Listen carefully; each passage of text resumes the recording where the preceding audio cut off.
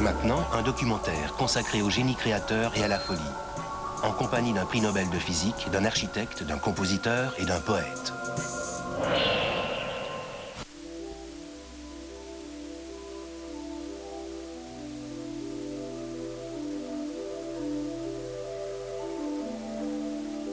Ils s'aventurent sur des océans inconnus. Ils se perdent dans le tourbillon des flots. Ce sont les êtres d'exception, les sensibles et les surdoués. Ces génies qui parfois sombrent dans l'abîme, submergés par la folie.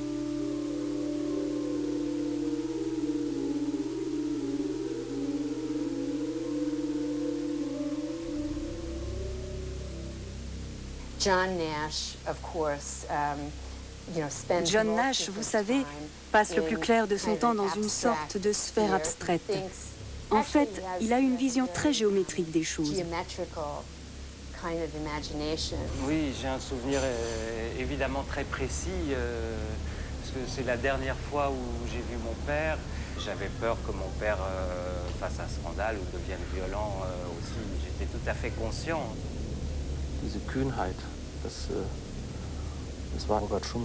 Cette audace était héréditaire chez Robert Schumann, innée, génétique. Il a consumé sa vie comme une chandelle que l'on brûle par les deux bouts.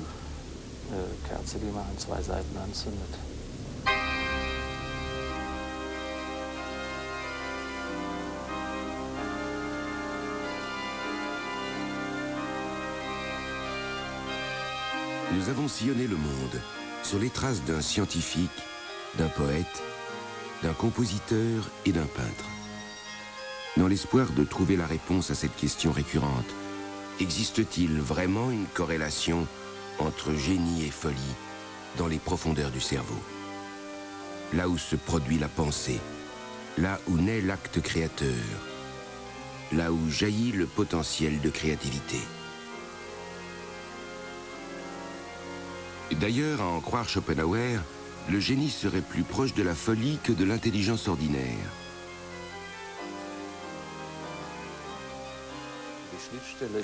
Il faut établir une distinction. Tout dépend si, en dehors de son génie créateur, la personne a des symptômes de la maladie. Voilà une réponse toute simple.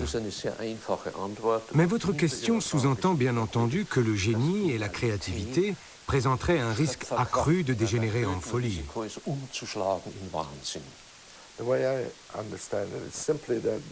De mon point de vue, ni les génies ni les déséquilibrés ne sont parfaitement normaux.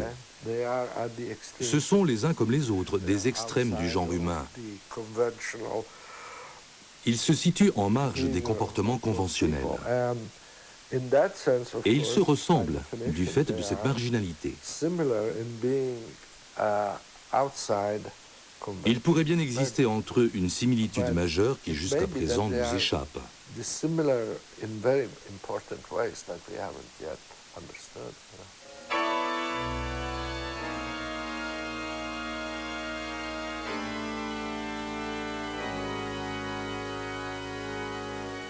Sa vie à lui demeure peuplée de mystères. Carl Juncker, architecte, peintre, sculpteur sur bois. Il s'est créé une demeure unique en son genre. Une maison évoquant une végétation foisonnante. Une maison fantastique, angoissante. Ruhe. Lass mich in Ruhe. Ich will nichts mehr hören. Nichts. Aus. Ich will meine Ruhe. Der Künstler braucht Ruhe. Ruhe. Er ist ein großer Künstler. Ein Genie. Ein Irrer, ein Spinner. Ach, ihr versteht ihn nicht. Nein, keiner versteht, was er tut. Ich habe viel zu tun. Ich will keine Störung. Ich muss arbeiten. Son insolite demeure se trouve à Lemgo, en Westphalie. En y pénétrant, aussitôt un sentiment s'impose. Cet univers semble hors réalité. Esprit original, être marginal. Carl Juncker a construit cet endroit pour une famille qui n'existait que dans son imagination. Doit-on voir là une œuvre d'art totale ou un royaume d'anges et de démons? Papa? Papa? Papa, komm! Komm doch, Papa! Keine Ablenkung. Ich muss mich auf mein Werk konzentrieren. Konzentrieren. Ich muss es zusammenbringen. De quelle source jaillissait l'élan créateur de Juncker? Quel était son moteur? Des idées délirantes ou une créativité explosive? Certains traits de caractère existent avant même le déclenchement de la maladie. Et on les retrouve souvent chez les esprits créateurs. Ce sont notamment une hypersensibilité et un vécu émotionnel intense. Même la tristesse et la mélancolie jouent un rôle important parce qu'elles peuvent stimuler la créativité. Es gibt im Leben und in meiner neuen Kunst keine freie Fläche. Es gibt keine mathematisch gerade Linie. Das ist nicht das Leben. Es gibt ein Vor, ein Zurück. Es greift eins ins andere. Das wächst. Das ganze Haus ist gewachsen. Comment expliquer que les créateurs de génie soient souvent atteints de troubles psychiques? Que se passe-t-il pendant leur phase de souffrance?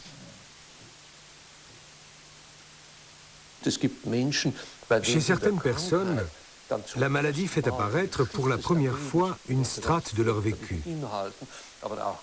Ces éléments issus de l'inconscient peuvent aussi bien être des événements effroyables que des faits très positifs, enthousiasmants.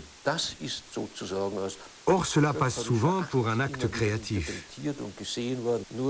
Mais on ne devrait pas, selon moi, occulter la nette différence qui peut résulter de la progression de la maladie et de la lente dégradation des aptitudes créatrices.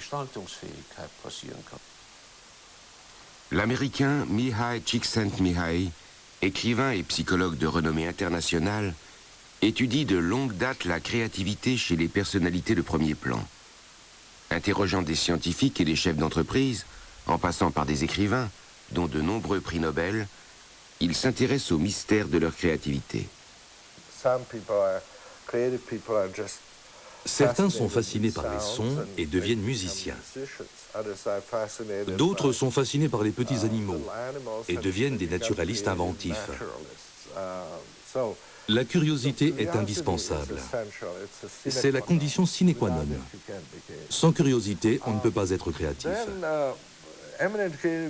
Les grands créateurs semblent également posséder une personnalité à multiples facettes, si bien qu'ils peuvent être à la fois introvertis et très extravertis.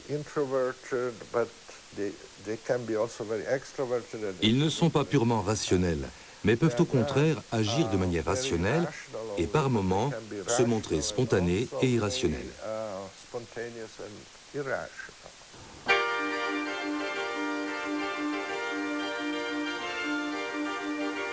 Qu'est-ce qui anime les êtres de génie? Pourquoi partent-ils à la conquête de territoires jusqu'alors inexplorés? Quel désir les pousse à atteindre de nouveaux rivages? Pourquoi nombre d'entre eux s'égarent-ils sur ces mers inconnues, sur ces étranges océans? Sylvia Nazar a consacré une biographie à John Forbes Nash, mathématicien de génie, paru en France sous le titre « Un homme d'exception ». Le titre allemand, quant à lui, évoque les étranges océans de la pensée. Les étranges océans de la pensée sont des termes employés par le poète William Wordsworth en référence à Newton. Il désigne par là une personne ayant un mode de pensée mathématique, ce qui n'est pas le cas de la majorité d'entre nous. John Nash, vous savez, passe le plus clair de son temps dans une sorte de sphère abstraite. En fait, il a une vision très géométrique des choses.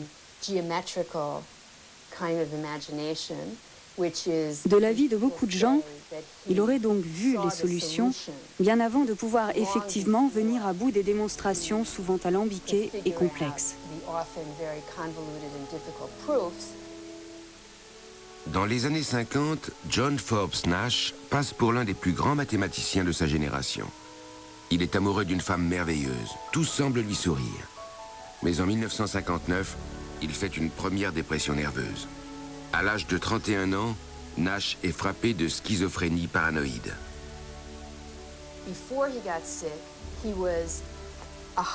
Avant de tomber malade, John Nash était d'une grande efficacité. C'était un homme étrange, certes, mais aussi un esprit très efficace et créatif. Même s'il était en marge des conventions, il savait comment arriver à ses fins. Et il a obtenu des résultats importants pour les mathématiciens du monde entier. Mais les choses ont changé en l'espace de quelques mois. Il s'est soudain mis à pratiquer la numérologie au lieu des mathématiques.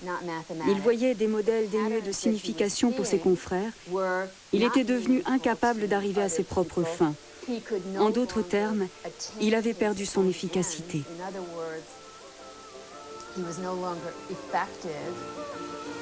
À son arrivée à l'université d'élite de Princeton, Nash passe pour l'enfant prodige des mathématiques. Il veut se faire remarquer. Adolescent déjà, il démontre les théorèmes les plus complexes. De sa propre initiative, il entend découvrir 300 ans de mathématiques. Qu'est-ce qui motive une telle attitude? Tout simplement, la capacité de réussir. D'après moi, cela ne devait rien avoir d'exceptionnel à ses yeux. Ces calculs lui semblaient l'évidence même. Travailler à un tel degré d'abstraction était parfaitement normal pour lui. L'idée que d'autres personnes ne soient pas à l'aise dans ce domaine ne l'effleurait même pas. Quand John Forbes Nash arrive à Princeton à l'âge de 20 ans, il séduit par son apparence. Il a des allures de vedette de cinéma. Il se distinguait par son comportement extrêmement bizarre, par son excentricité. La combinaison de tous ces facteurs a bien entendu produit une impression indélébile sur ses camarades d'études. À mes questions sur la personnalité de John Nash à 20 ans, l'un d'entre eux m'a répondu qu'il était odieux, immature, que c'était un morveux. Ce qui le rachetait, c'était en fait sa formidable intelligence, tout en subtilité et en logique. D'où le titre de mon livre, Un cerveau d'exception.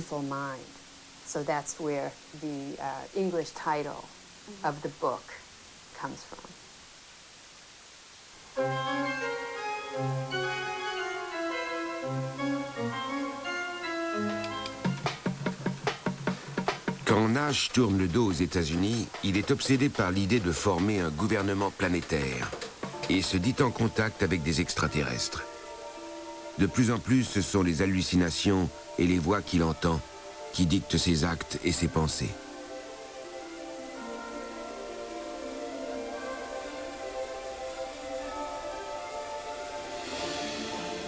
En 1960, Nash se rend en RDA alors qu'il ne possède pas de passeport américain. Apparemment, il visite la foire de printemps de Leipzig. Ses fantasmes de gouvernement planétaire sont alimentés par les événements du moment. La guerre froide, la crise de Cuba. C'était le contenu de son délire dominant. Et c'est dans ce but qu'il a parcouru toute l'Europe et voyagé en Allemagne de l'Est. Mais j'ignore comment il s'y est pris.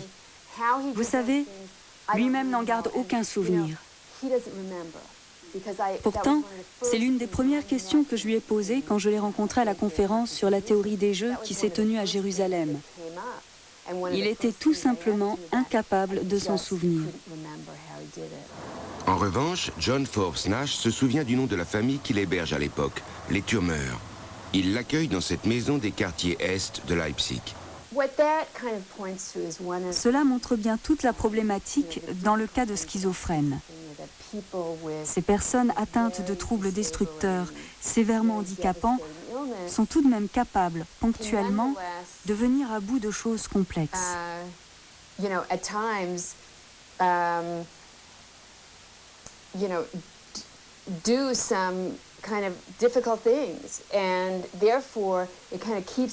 Et cela déconcerte souvent leur entourage, qui se demande « Est-il vraiment malade ? Et s'il est malade, comment a-t-il réussi à aller en Europe? Peut-il déclencher et arrêter ses troubles? Sommes-nous aujourd'hui encore incapables de comprendre cette immersion dans des univers mentaux qui, pour nous, restent d'une étrangeté et d'un hermétisme angoissant?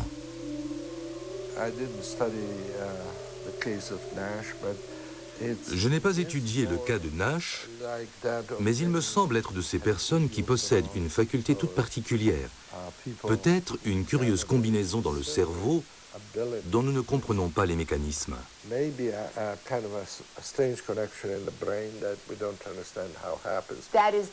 Voilà un point essentiel. Il existe des génies avec lesquels nous pouvons nous identifier.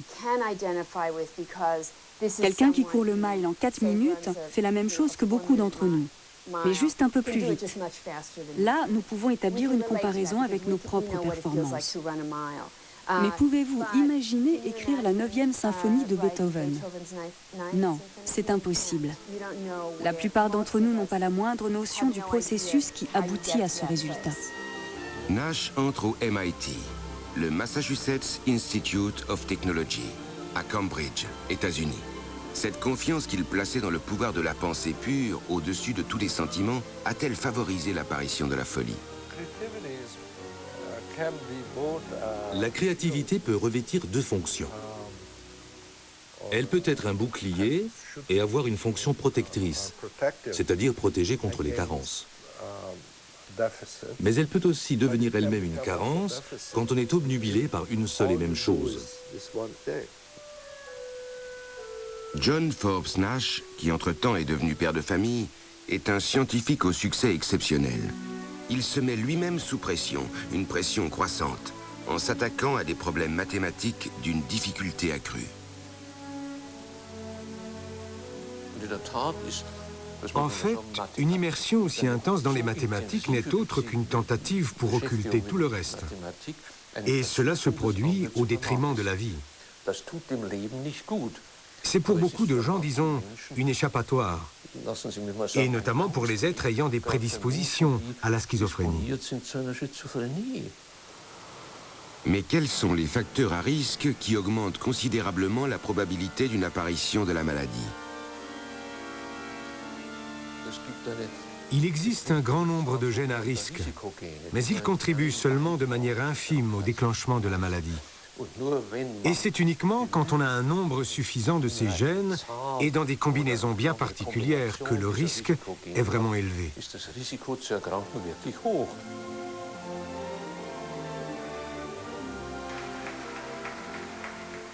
Det är 45 år sedan den då geniförklarade John Nash, matematiker, formulerade sin spel. En 1994, John Forbes Nash se voit décerner le prix Nobel d'économie à Stockholm. Från forskarvärlden i 30 år och först nu så har hans sjukdom släppt. Och det är väl, kan man säga, något av ett mirakel. Alla Aujourd'hui, tous les étudiants en sciences économiques connaissent sa contribution à la théorie des jeux relative à la dynamique sociale, le fameux équilibre de Nash, sa thèse de doctorat. Après avoir été atteint pendant 30 ans de schizophrénie paranoïde, John Forbes Nash est à nouveau chercheur à l'université de Princeton.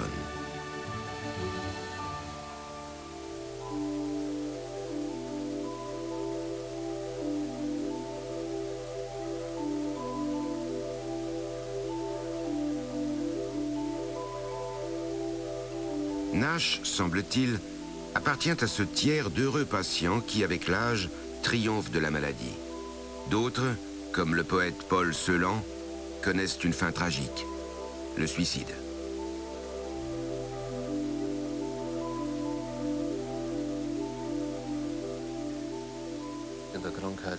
Dans les cas de schizophrénie, le risque de suicide est extrêmement élevé.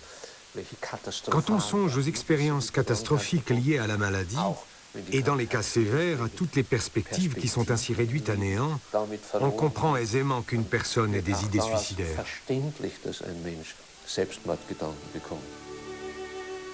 Gisèle Selan-Lestrange devine ce qui s'est passé. Elle retrouve le bracelet-montre de son époux abandonné dans son appartement. Sur son bureau, une biographie de Hölderlin ouverte à une page comportant une phrase soulignée. Parfois, ce génie devient obscur et il sombre dans le puits amer de son cœur. Le 20 avril 1970, le poète Paul Celan met fin à ses jours en se jetant dans la Seine. Son corps sera repêché 10 jours plus tard sur un barrage aux environs de Paris. Un an auparavant déjà, Celan écrit ce poème pour Gisèle, dont il vient de se séparer. Du wirst mir ertrinkendem Gold nach, vielleicht lässt ein Fisch sich bestechen. Gib mir Tod, meinen Stolz. Bertrand Badiou, qui a publié la correspondance entre Paul Celan et sa femme Gisèle Celan-Lestrange, est l'un des plus éminents spécialistes de la vie et de l'œuvre du poète. Pour lui, les circonstances de son suicide ne sont pas dues au hasard. Il est très difficile de dire, bien sûr, d'où il a sauté. On peut le supposer parce que son dernier appartement était très près du pont Mirabeau, et qu'il ait choisi ce symbole, ce pont lié à la poésie, ce pont lié à la poésie et à l'amour, paraît complètement, tout à fait en phase avec sa vie, tout à fait cohérent. Et il y a peut-être eu chez lui un geste qui ne pouvait pas être autrement que en lien avec tout son vécu. À de nombreuses reprises, Paul Celan a dû lire cette devise. Fluctuat nec mergitur. Il flotte sans être submergé. En 1948, Paul Celan s'installe à Paris. À son arrivée, il est inconnu. Le français devient sa langue d'expression au quotidien. Mais l'allemand, sa langue maternelle, reste la langue de ses poèmes. Cette langue dans laquelle, au camp de travail, les nazis vociféraient leurs ordres et commandements d'exécution. Cette langue dans laquelle ses parents ont été envoyés en déportation vers la mort certaine. Paul Celan est né à Tchernowitz, une métropole multiculturelle alors située en Roumanie. Dans cette petite Vienne, comme on la surnomme, les SS ont assassiné durant les 3 premiers jours d'occupation près de 700 juifs issus des milieux cultivés auxquels appartenaient aussi les parents de Celan. Sans cesse, Celan sera hanté par son vécu, par ce qui est arrivé. Ces événements le poursuivront jusqu'à Paris. Pousse le verrou. Il y a des roses à la maison. Il y a 7 roses à la maison. Il y a le chandelier à 7 branches à la maison. Notre enfant le sait et dort. Loin, à Mikhailovka en Ukraine, où ils m'ont abattu père et mère, qu'est-ce qui fleurissait là-bas? Qu'est-ce qui fleurit là-bas? Quelle fleur, mère, te faisait mal là-bas, avec son nom?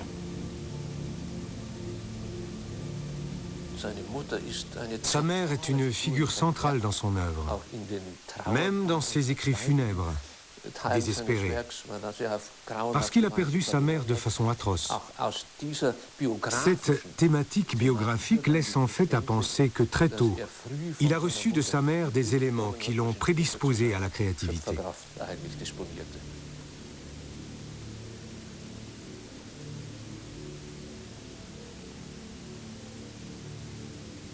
Ruft, spielt süßer den Tod. Der Tod ist ein Meister aus Deutschland. Ruft, streicht dunkler die Geigen, dann steigt ihr als Rauch in die Luft. Dann habt ihr ein Grab in den Wolken, da liegt man nicht eng. Schwarze Milch der Frühe, wir trinken dich nachts, wir trinken dich mittags. Der Tod ist ein Meister aus Deutschland. Wir trinken dich abends und morgens, wir trinken und trinken. Der Tod ist ein Meister aus Deutschland, sein Auge ist blau. Trifft dich mit bleierner Kugel, trifft dich genau. Ein Mann wohnt im Haus, dein goldenes Haar, Margarete. Hetzt seine Rüden auf uns, schenkt uns ein Grab in der Luft. Spielt mit den Schlangen und träumet. Der Tod ist ein Meister aus Deutschland. Dein goldenes Haar, Margarete. Dein aschenes Haar, Sulamit. Celan fait partie de ces écrivains pour qui la mer est tout, d'une certaine façon. Alors il y a cette dimension intime, la perte de la mer, qui est une expérience traumatisante, fondamentale pour lui, mais qui, pour lui, prend une dimension universelle. On le voit dans la Todesfuge, qu'il considérait, il dit, die Todesfuge ist ein Grabmal. La mer est emblématique pour lui du peuple juif dans sa totalité.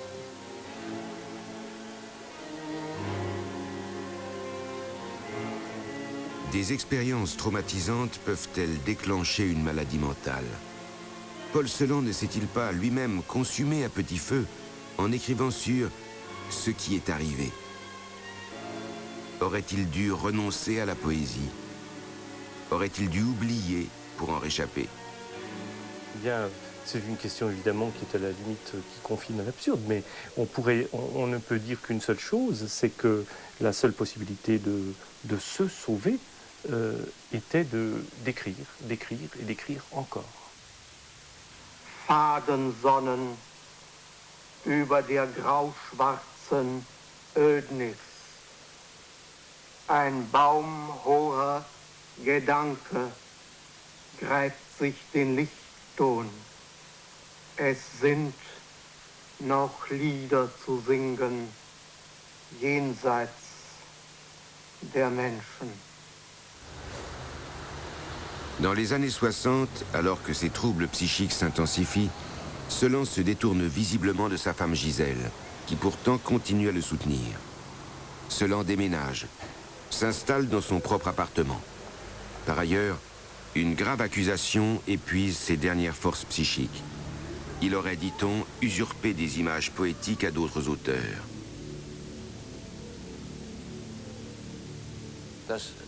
Cet homme, un être hypersensible qui plus est, a dû faire face à cette situation en toute impuissance. En effet, il n'a pas pu se défendre avec succès. Et cela a dû lourdement l'accabler et à long terme contribuer à une évolution vers la maladie. C'est probable selon moi, même si je ne peux en apporter la preuve. En proie à de profonds troubles psychiques, Paul Celan est tiraillé jusqu'à sa mort entre la France, l'Allemagne et finalement Israël. Tout, le moindre événement, la moindre étincelle de vie nourrit ses douloureuses réflexions. Il associe tout à la cause première de son écriture, ce qui est arrivé. Il n'y a pas d'autre cause fondamentale, tout en découle. Dans ce sens, il relie aussi cette cause première à tous les événements politiques ou tous les événements historiques graves, que ce soit le Vietnam, que ce soit Hiroshima, que ce soit... Et tous ces événements se profilent en quelque sorte sur un horizon, ou disons sur un fond noir, un fond sombre, dont la couleur est liée à ce qui est arrivé.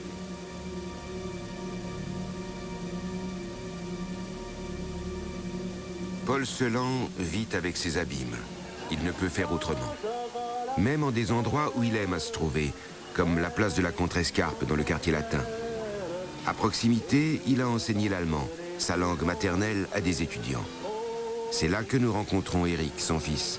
En compagnie de Bertrand Badiou, nous interrogeons Éric sur sa dernière rencontre avec son père.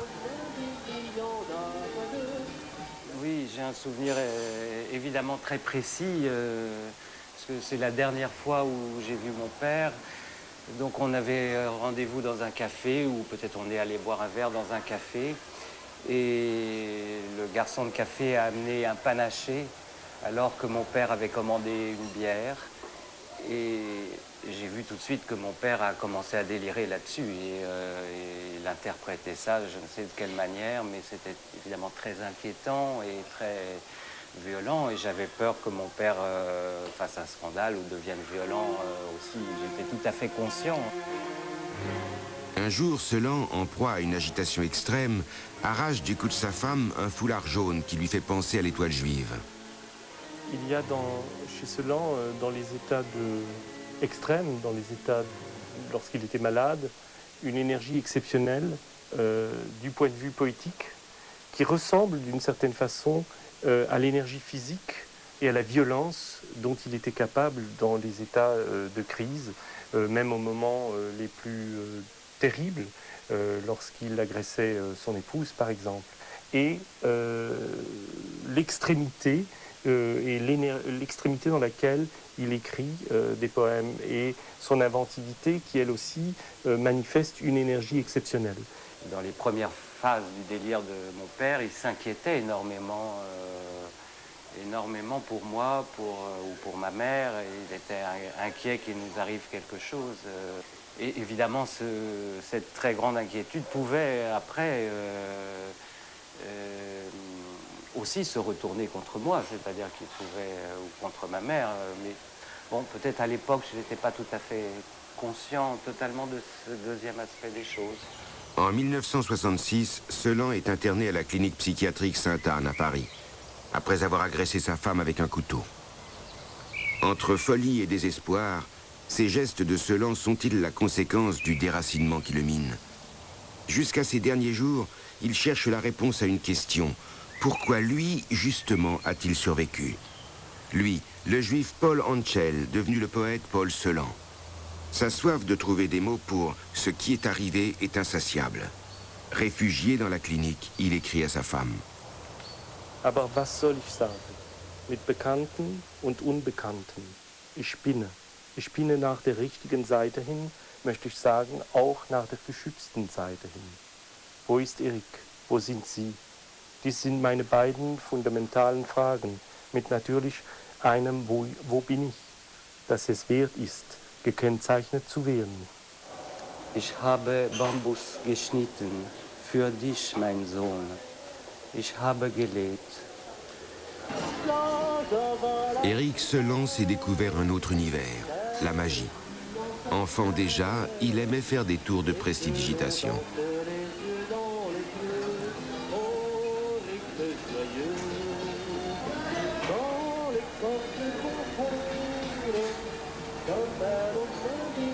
Oui, je ne sais pas comment je suis arrivé à la magie, peut-être c'est une forme de névrose, mais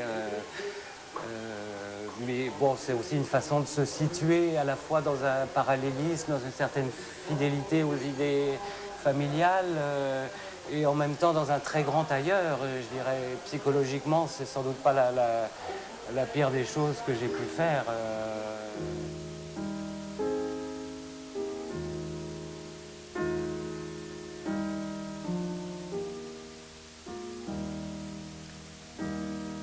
« 1853, veille de Mardi Gras à Düsseldorf.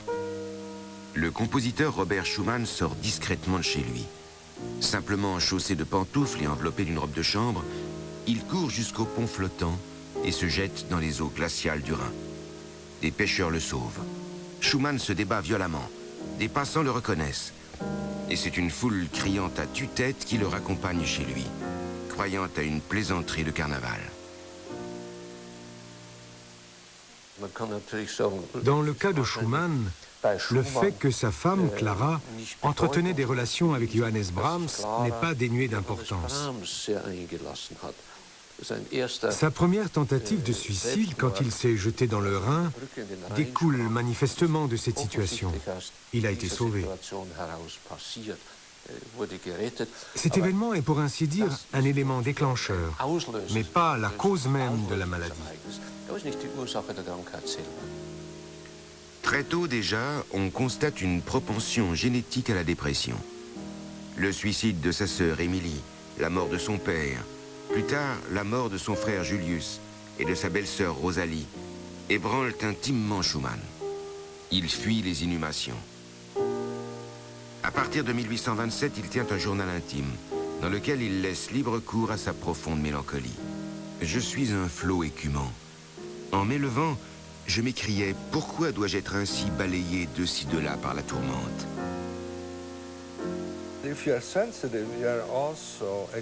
Les êtres sensibles sont bien entendu également exposés au côté sombre de la vie. La plupart des gens ont une vision superficielle. Ils ne voient ni ce qui est nouveau et intéressant, ni le négatif. Ils sont protégés car indifférents.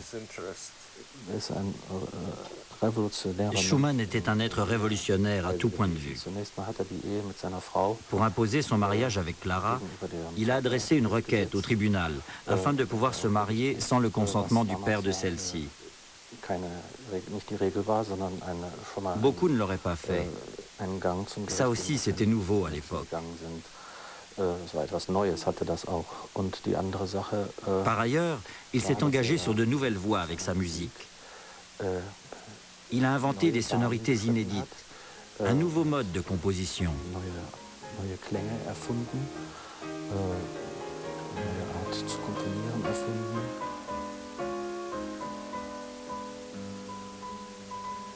Étranges océans, rivages inexplorés. C'était là aussi la source de nostalgie de Robert Schumann et sa destinée. Ce que recherchent la plupart de ces créateurs, c'est une richesse de vie, une vaste expérience du monde. Pour utiliser la même image que Schumann, il ne veut pas être ce dont le fonctionnaire vient à bout. Ici, au Kaffeebaum de Leipzig, Robert Schumann retrouve tous les jours ou presque ses amis musiciens qui partagent les mêmes idées que lui. Schumann boit et fume beaucoup. C'est là que naît en grande partie sa revue vouée aux idées musicales progressistes, la Neue Zeitschrift für Musik, une voix qui s'élève contre la musique médiocre et plate. Ses compositions pour piano, auxquelles l'oreille du public n'est pas accoutumée à l'époque, sont en but à de vives critiques. Elles sont, dit-on, bizarres, anormales, voire insensées. Les structures de phrases vont à l'encontre de la métrique. Il y a des décalages, si vous voulez. On peut considérer cela comme l'expression d'une folie géniale, mais personnellement, je n'irai pas dans ce sens. Pour moi, ce jeu sur les valeurs rythmiques, cette confusion, ce jeu d'ornementation, peuvent aussi s'expliquer par l'humour musical propre à Schumann. C'est là une notion absolument centrale dans ses premières œuvres.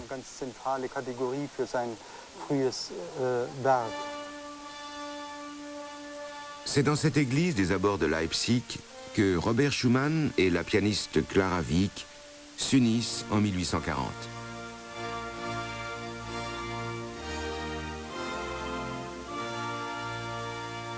Avec ce bonheur personnel commence une incroyable période créatrice. Schumann compose 138 lieder en l'espace d'une seule année. Il lui faudra 4 jours à peine pour écrire sa célèbre Symphonie du printemps. Dans son carnet, il note « Je pourrais chanter comme le rossignol jusqu'à la mort ». Mais bien vite, il mentionne « neurasthénie ». C'est le début d'une grave phase dépressive.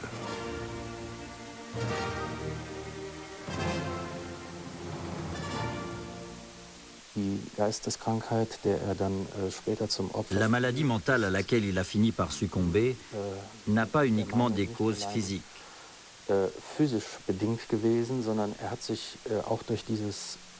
En fait, par son travail de composition excessif, par cet incessant surmenage intellectuel, il s'est mis dans des états psychiques qui, à la manière d'un infarctus cérébral psychique, ont rendu cette maladie irréversible.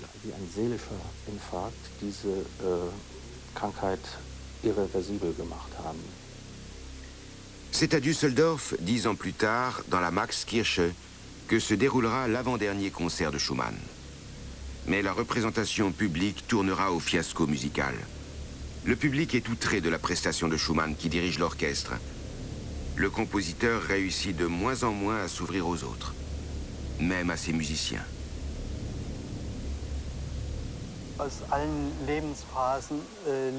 Pour toutes les périodes de sa vie, nous disposons de témoignages indiquant que Schumann était très silencieux et que son silence était parfois gênant. De plus, il parlait extrêmement bas et articulait très mal, si bien que souvent les musiciens ne savaient pas où procéder au changement. De plus, il se plongeait bel et bien dans ses partitions et entendait vraisemblablement plus avec son oreille intérieure qu'avec ses véritables oreilles. À cette époque, Schumann compose sa dernière œuvre, Les Chants de l'Aube. Ses adieux à son plus proche confident, le piano.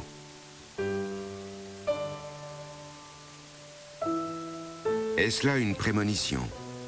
Le pressentiment que sa créativité va s'épuiser? En 1854, l'état de Schumann se dégrade de manière tragique. Obsession, sentiment de culpabilité et hallucination le tourmentent jusqu'à l'insoutenable. Ces troubles étaient avant tout d'ordre acoustique. Il entendait des chants célestes, de superbes chants, qu'il croyait devoir consigner par écrit. C'est par exemple l'œuvre que nous connaissons aujourd'hui sous le nom de Geistervariationen, littéralement variation des esprits. Mais cette musique a manifestement dégénéré en un hurlement démoniaque, en des tonalités désagréables. Il y avait donc une alternance entre sonorité inspirée et tonalité démoniaque, destructrice.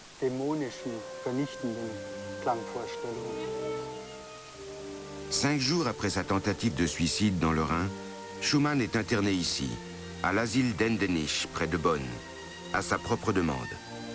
Son médecin lui met à disposition un piano carré, sur lequel il n'est plus capable que de donner une interprétation tronquée de ses compositions. Le 29 juillet 1856, Schumann meurt en proie à un désarroi extrême. Où se situe donc la frontière entre créativité et maladie? Le compositeur Robert Schumann, le poète Paul Celan, le scientifique John Forbes Nash, leur mode de pensée, leur façon de percevoir et d'appréhender le monde ont débouché sur un formidable potentiel de créativité.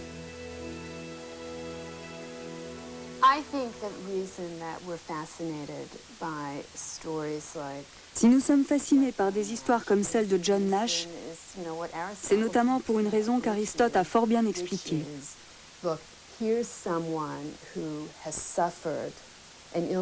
Regardez, voilà quelqu'un qui souffre d'une maladie grave, largement répandue, une maladie qui touche des millions et des millions de gens. C'est une sorte de tragédie ordinaire. Et pourtant, lui, il est ce personnage unique, exceptionnel, quelqu'un qui n'est pas tombé d'un escabeau, mais des étoiles. Pour bien des personnes frappées par une maladie ou un traumatisme, la créativité constitue une évasion vers un monde nouveau.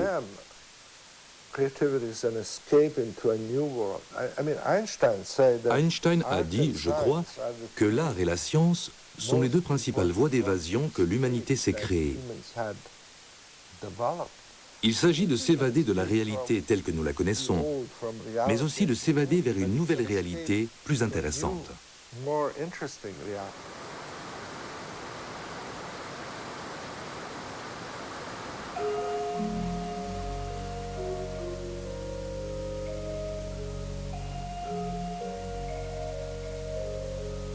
À la clinique psychiatrique Sainte-Anne de Paris, des noms célèbres évoquent le souvenir d'hommes et de femmes dotés d'un véritable génie créatif. Ils ne sont pas revenus de leur voyage dans ces nouveaux univers inconnus, ces lieux qui resteront à jamais fermés à la plupart d'entre nous.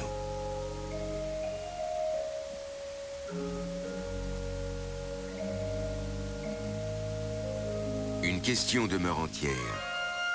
Où génie et folie se rejoignent-ils donc? La réponse tient-elle en une formule? Le psychiatre Hans Prinzhorn le dit en toute simplicité. Non, on ne peut établir de formule, car une œuvre ne naît ni de la bonne santé, ni de la maladie, mais du potentiel de créativité de son auteur. Potentiel qui est enraciné dans tout son être, que cette personne soit malade ou non.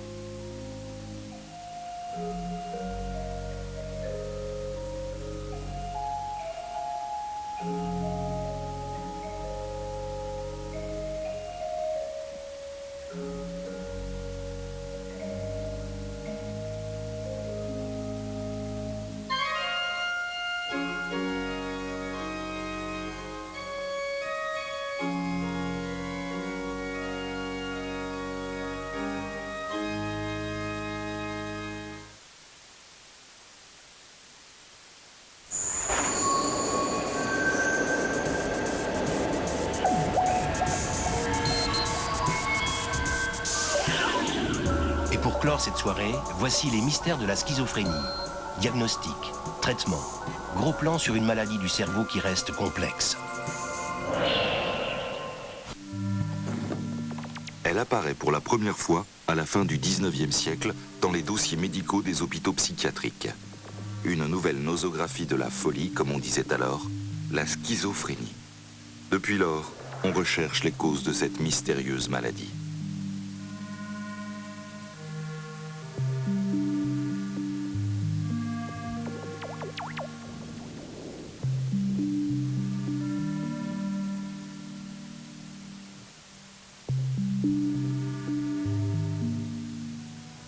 Un vieux film pédagogique sur la schizophrénie.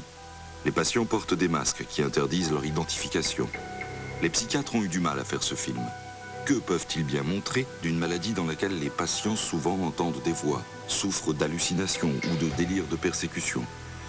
Comment peuvent-ils montrer la différence entre une personne schizophrène et quelqu'un qui est simplement un peu bizarre s'ils ne savent pas en quoi consiste exactement cette différence et si ses causes demeurent parfaitement obscures? Comment peut-on aborder ce phénomène qui fait qu'il y en a parmi nous, dans notre société humaine, qui ont leur propre monde, différent du nôtre, qui ont peut-être des visions plus élevées, des pouvoirs prophétiques extraordinaires et qui veulent faire le bonheur et la richesse du monde? Un patient que je viens de voir dans l'unité de soins veut acheter la clinique pour 1 milliard et a donc fait une proposition très concrète en ce sens à notre président. Ces mondes fantastiques qui habitent les personnes schizophrènes nous conduisent tout naturellement à interroger notre culture. En quoi elle peut contribuer à expliquer pourquoi ces personnes sont comme elles sont? Oui, en quoi? Établir un diagnostic de schizophrénie n'élucide rien du tout tant que cette maladie reste un mystère opaque. Un vieux questionnaire, utilisé pour les nouvelles admissions à l'asile, révèle la vision des psychiatres d'il y a 100 ans concernant les causes de la schizophrénie. Erreur d'éducation, exaltation religieuse, cupidité, mais aussi amour, honneur mal placé, ou plus simplement revers de fortune. Et l'onanisme, diabolisé à l'époque. Mais les psychiatres ont conscience qu'ils tâtonnent dans le brouillard. La véritable cause reste, de leur propre aveu, inconnue. Mais 1900 marque l'essor de la science. Si peu de temps auparavant on pensait encore que l'intégralité du savoir était connue et le monde quasi élucidé, voilà qu'arrive la théorie de la relativité d'Einstein qui oblige à une révision totale de la pensée dans de nombreux domaines scientifiques. Désormais, il ne reste à percer que le brouillard qui plane sur la démence. Démons et esprits qui tenaient lieu autrefois d'explications sont chassés par l'électricité et les gaz d'échappement des voitures. Mais qu'est-ce que la schizophrénie alors? Très vite se dégagent deux grandes tendances. Est-ce une maladie du cerveau qui relève donc de la biologie? L'idée est révolutionnaire. Ou bien est-ce un phénomène spirituel, psychique, bref, immatériel, comme on le pensait jusque-là? Cette question fondamentale, proprement philosophique, dessine encore aujourd'hui une ligne de fracture. Mais de quelque côté qu'on penche, cet intérêt renouvelé ne peut que profiter aux patients de la psychiatrie. Terminer les cellules d'isolement et les sièges de contention sur lesquels ils étaient attachés. De nouvelles institutions beaucoup plus modernes sont fondées et les médecins commencent à soigner véritablement les patients. Par exemple, avec ce centrifugeur qui fait tourner les malades comme sur un manège pour leur apporter une sensation de bien-être. On cherche à détendre, à rassurer, à tranquilliser, en enveloppant les patients dans des serviettes pendant des heures ou en leur donnant des bains prolongés dans lesquels ils peuvent passer des mois entiers. Mais avec les nazis, tout change. Des scientifiques renommés s'enfuient d'Allemagne. Au lieu de la théorie de la relativité, c'est l'absolu qui règne dans les esprits, l'absolu de la folie raciste.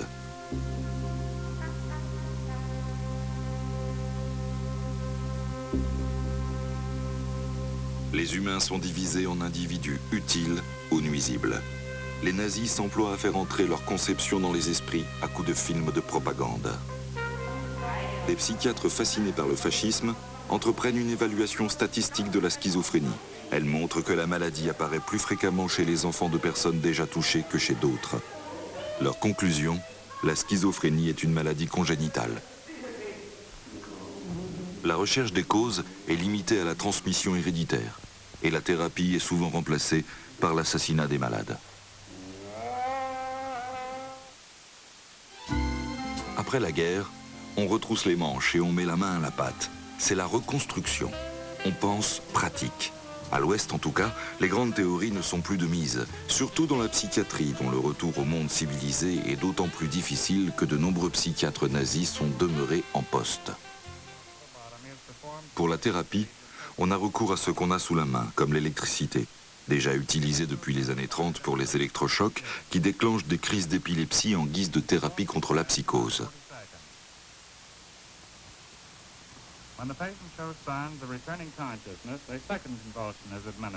Parfois, les électrochocs sont aussi utilisés comme préparation à une intervention dans le cerveau, la lobotomie.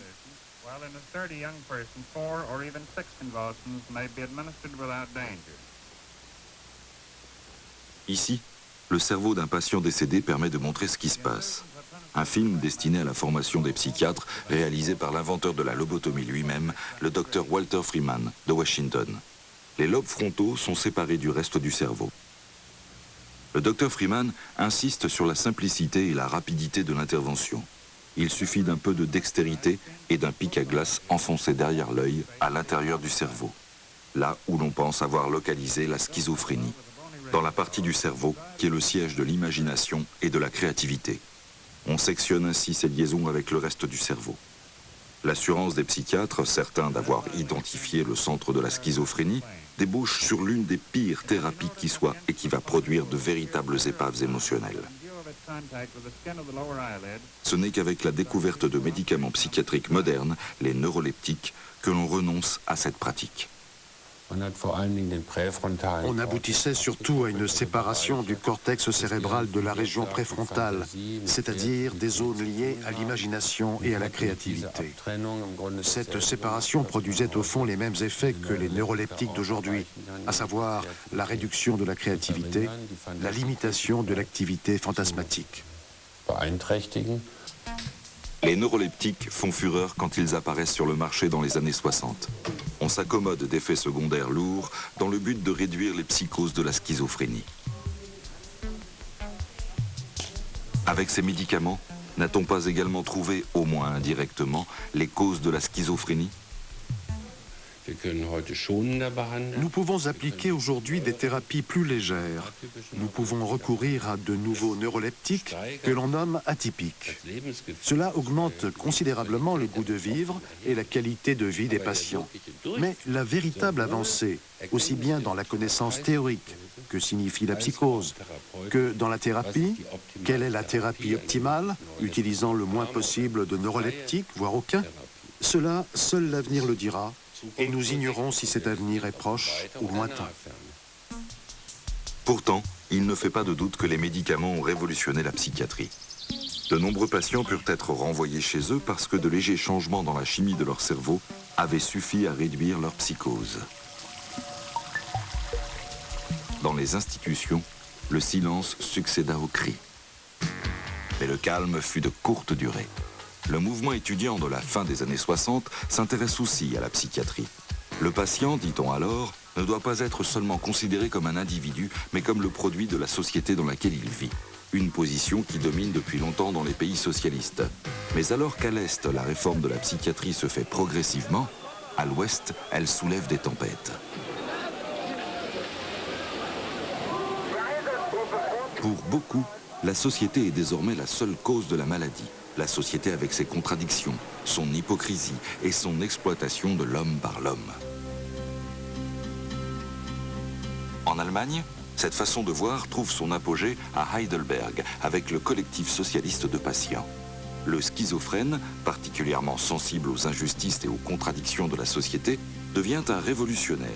Sa maladie est regardée de façon positive, car elle lui ouvre les yeux et le politise contre un État perçu comme autoritaire.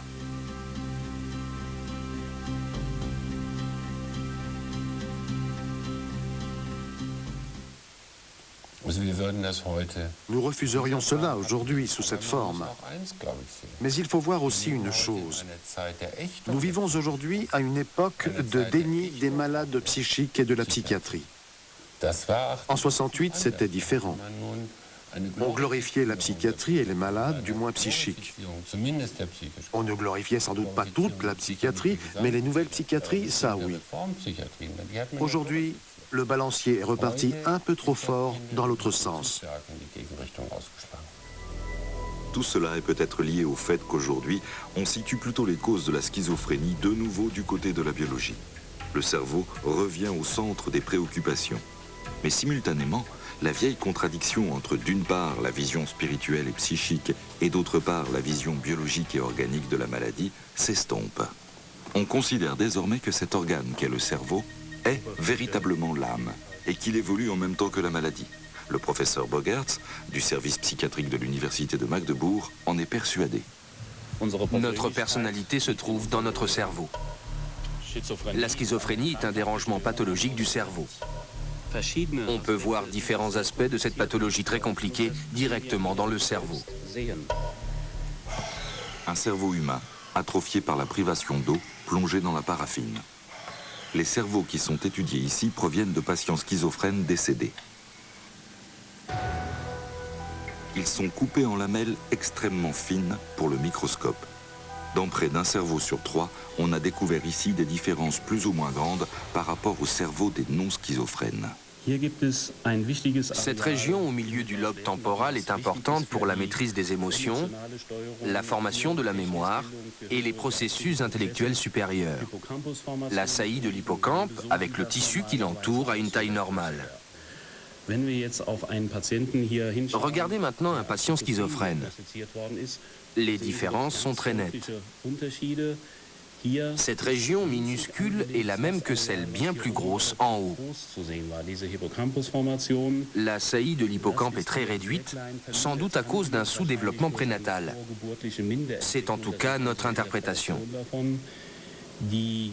Le cortex cérébral à côté est nettement plus petit. On retrouve quasiment la même chose du côté opposé. Et donc, cette région, importante pour l'interprétation des émotions, la mémoire et la sélection des stimuli nerveux, est nettement réduite tant dans sa forme que dans sa fonction. Les chercheurs de Magdebourg mesurent avec précision le volume des espaces du cerveau qui sont emplis de liquide. Ce sont des sortes de trous dans la substance cérébrale. Tout le monde en a. Mais ils sont souvent plus grands, dit-on ici, chez les schizophrènes que chez les personnes saines. Ces modifications du cerveau que vous avez vues ici, l'agrandissement des ventricules internes souvent confirmés et la réduction subtile de la substance dans ces régions du milieu du lobe frontal sont la preuve évidente que les affections schizophréniques sont des affections du cerveau, chose qui, il y a encore quelques décennies, était très contestée et par beaucoup.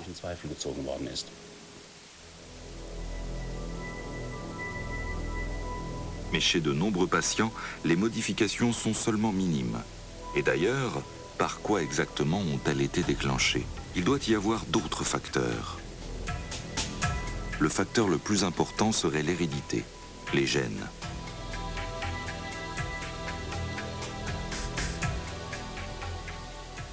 Nous sommes ici à l'Institut de génétique humaine de l'Université de Bonn.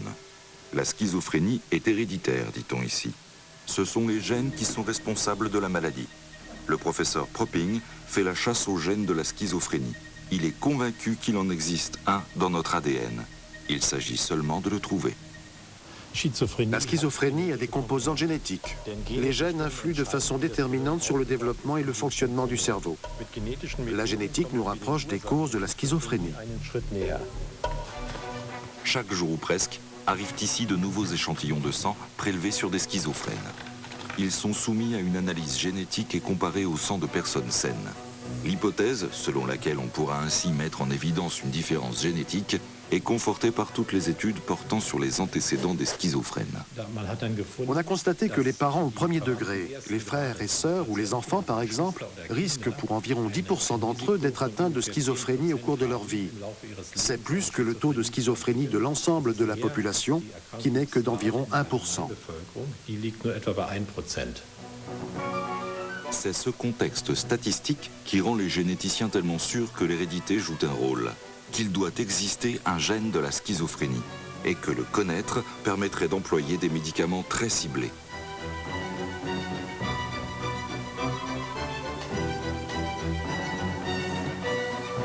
le professeur Propping pense qu'on trouvera bientôt la position de ce gène sur la longue chaîne de l'ADN.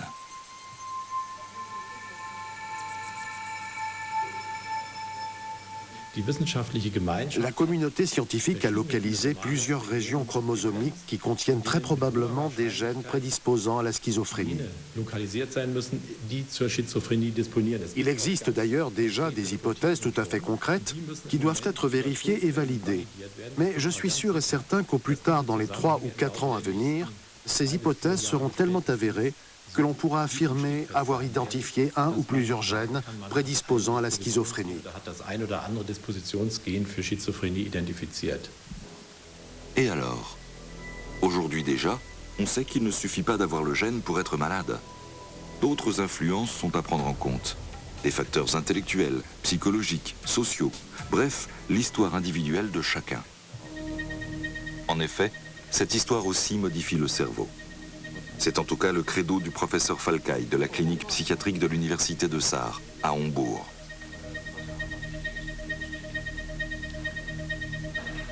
Selon lui, contrairement à ce qu'on pensait autrefois, le cerveau est bien loin d'être immuable tout au long de la vie. Le cerveau humain évolue depuis la conception jusqu'à la mort. Pendant cette évolution, des lésions peuvent se produire en permanence et conduire plus tard à une schizophrénie. Dans l'utérus, avant la naissance, puis durant les premières années de la vie, le cerveau est particulièrement vulnérable.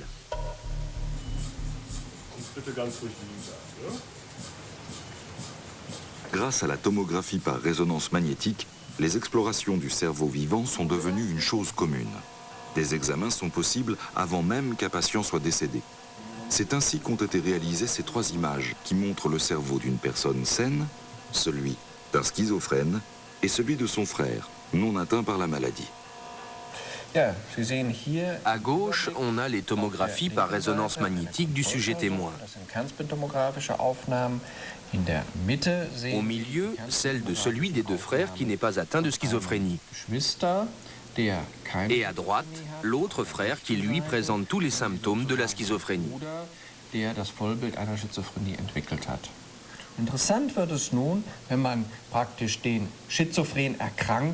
Regardez le schizophrène.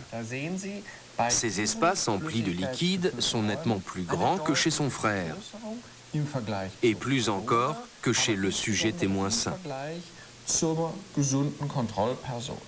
On peut en conclure que le risque génétique, c'est-à-dire la probabilité d'être atteint de schizophrénie, même si cela n'arrive en fait jamais, est lié à d'infimes modifications histologiques dans le cerveau.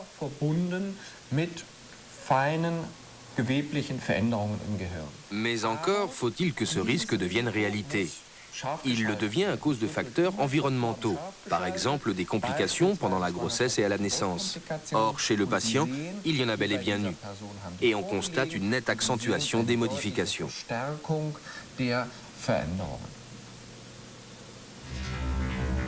Le risque existe dès la naissance.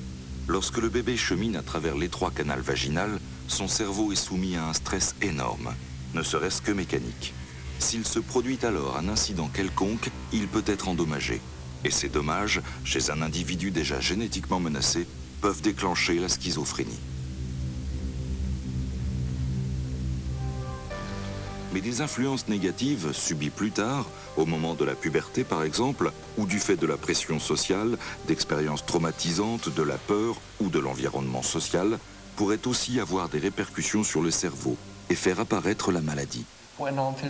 Là où s'exerce une pression énorme, là où seul compte la performance, où l'on rencontre peu de chaleur humaine, où il y a cette notion de double bind, quand quelque chose m'est en même temps permis et interdit, ou lorsque quoi que je fasse c'est mal, là donc où je subis une pression psychologique, pour dire les choses simplement, la prédisposition se transforme en maladie.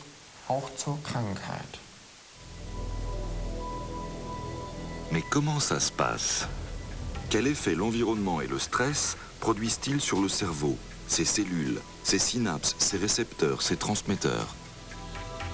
Un royaume dominé par l'électricité et la chimie.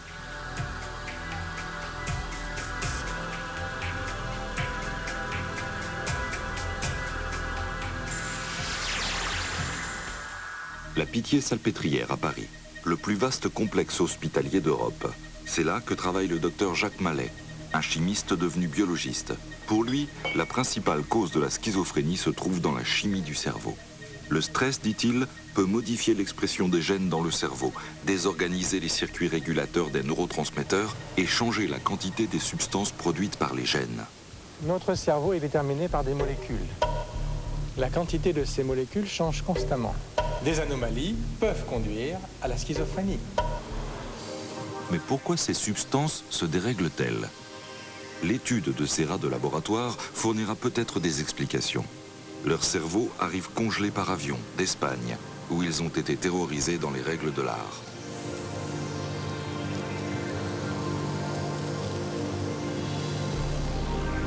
Le but est de répondre à la question « Comment le stress agit-il sur le cerveau ?»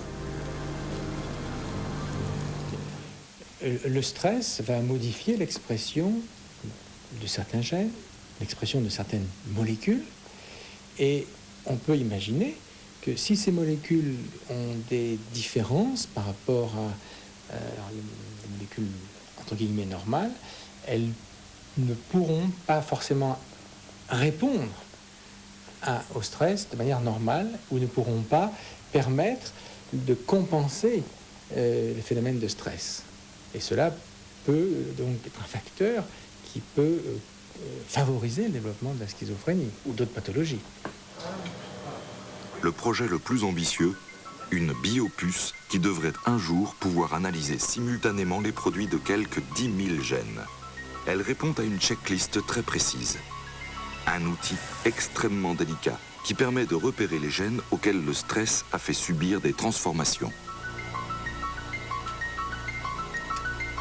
On ne sait pas encore exactement quels gènes sont impliqués, mais les espoirs placés dans la recherche sont grands. J'espère, par le biais de ces recherches, de comprendre mieux la schizophrénie, mais également de comprendre le fonctionnement du cerveau. Je crois qu'on ne peut pas dissocier la compréhension du développement de la schizophrénie de la compréhension du fonctionnement du cerveau normal.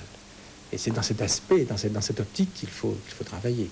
Et il est clair, comme je l'ai dit, on a affaire à des circuits de neurones qui ont un fonctionnement anormal, et il faudra prendre en compte, autant que faire se peut, un ensemble de circuits, et donc on devra faire appel à des modèles mathématiques.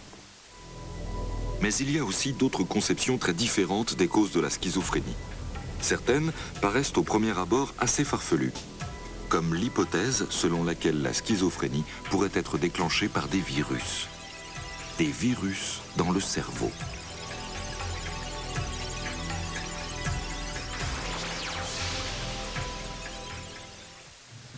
C'est pourtant le point de vue du professeur Bechter de la clinique psychiatrique de l'hôpital de Günzburg, en Bavière. Sa thèse sur les virus lui a valu de nombreuses inimitiés. Mais il peut se prévaloir de la guérison de plusieurs patients dont le cas semblait jusque-là désespéré.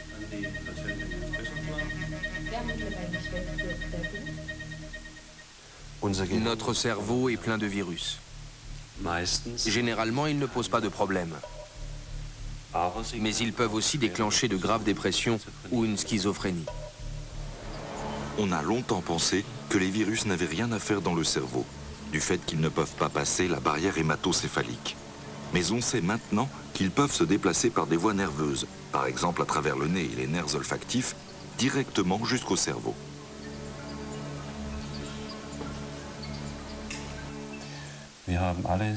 Nous avons tous de très nombreux virus dans le cerveau, mais généralement cela ne prête pas à conséquence, c'est-à-dire que le système immunitaire peut les rendre inoffensifs. Mais parfois, il n'y arrive pas très bien. Il peut même être induit en erreur. C'est là qu'apparaissent les vrais problèmes. Des dérangements fonctionnels ou pire, la destruction de cellules. Mais les schizophrènes ne sont pas contagieux, dit le professeur Bechter. Il déduit ceci des résultats de sa thérapie, la filtration après ponction lombaire, qui consiste à dérouter au moyen d'une canule le liquide céphalorachidien qui enrobe le cerveau et la moelle épinière, à le filtrer, puis à le réinjecter. Un traitement de la schizophrénie tout à fait inhabituel. Cette filtration dure une semaine entière. Le fait que, dans ce cas précis, le filtre ne recueille aucun virus serait la preuve que le véritable danger ne réside pas dans la contamination du cerveau par les virus, mais dans la suractivation du système immunitaire. Nous n'avons pas trouvé de virus dans le filtre. Nos analyses sont tout à fait probantes. Par contre, nous avons trouvé des protéines, de l'inflammation et 100% de cellules immunitaires. Nous sommes en train d'analyser ces cellules. Mais nous disposons déjà des premiers résultats qui montrent que ces cellules ont bien été activées et qu'elles représentent un danger pour le système nerveux, précisément pour cette raison. Aujourd'hui, sa patiente est rétablie. Il y a 5 ans, quand elle est arrivée pour la première fois à Günzburg, voici comment elle était, complètement à bout.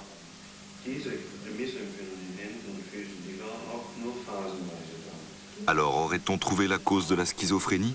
Sûrement pas. Car pourquoi la réaction du système immunitaire au virus est-elle si dramatique chez certains, alors qu'elle est inoffensive chez la plupart? Cela ne peut pas tenir aux virus eux-mêmes. Mais alors à quoi? C'est toujours le brouillard. Ils ont tous raison, mais cela ne donne pas de vision d'ensemble. Le cerveau est comme une machine à dialoguer. Si on pense que c'est un organe comme le foie ou la rate, où toutes les cellules font la même chose, on n'arrive à rien. Il est en effet probable que tous les systèmes sont intacts. Les schizophrènes ne sont pas du tout malades. Ils sont malades uniquement eu égard à la façon dont se font en eux les interactions. Il s'agit ici des interactions entre les différentes parties du cerveau. Hippocampe et hypothalamus, amygdale cérébelleuse et cortex préfrontal, et ainsi de suite. Même si on sait peu de choses sur elles, une chose est sûre. Elles échangent en permanence et s'influencent mutuellement. Il s'agit d'interactions. Certaines interactions ne se font pas comme elles devraient se faire. C'est pour cela qu'elles sont soumises à tellement d'influences. Les interactions sont évidemment soumises à des processus régulateurs, hormonaux, sociaux, psychothérapiques, pharmacologiques, etc. Et puis plus tard aussi des processus de vascularisation, quand on devient brutalement psychotique avec l'âge. Et pourquoi devient-on brutalement psychotique avec l'âge? On n'a absolument aucune prédisposition pour cela. Ce sont peut-être tout simplement des troubles de la vascularisation qui y conduisent. Alors, tout s'éclaire. De ce point de vue, la psychose n'a rien à voir avec la maladie d'Alzheimer ou la maladie de Parkinson. Dans ces pathologies, on peut se contenter de dire que l'on a affaire à un système qui ne marche pas comme il devrait, qui ne remplit pas sa mission, et que c'est pour cela qu'on est malade. Mais ce n'est pas le cas dans la schizophrénie. Peut-être est-ce pour cela que nous sommes confrontés à des causes aussi nombreuses et variées. Évolution du cerveau, facteurs génétiques, influence de l'environnement et de la société dès la naissance, stress qui pèse sur le cerveau et même virus qui le menacent, sans compter tous les autres facteurs que nous ne connaissons pas encore. Toutes ces causes peuvent être responsables de la perturbation d'interactions extrêmement délicates. La schizophrénie est sans doute la plus complexe des maladies existantes.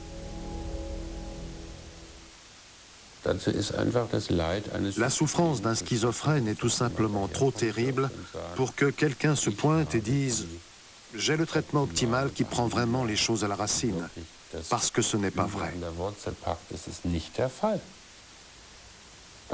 Malgré tous les progrès considérables que nous avons finalement faits, nous n'avons pas encore trouvé le cœur du problème.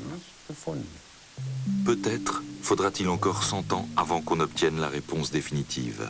Peut-être, d'ici là, découvrira-t-on encore d'autres facteurs. À moins qu'on ne puisse connaître la véritable cause de la schizophrénie que lorsqu'on aura complètement compris le cerveau, l'esprit même de l'homme. Mais peut-être aussi est-ce justement cela qui, par nature, est impossible.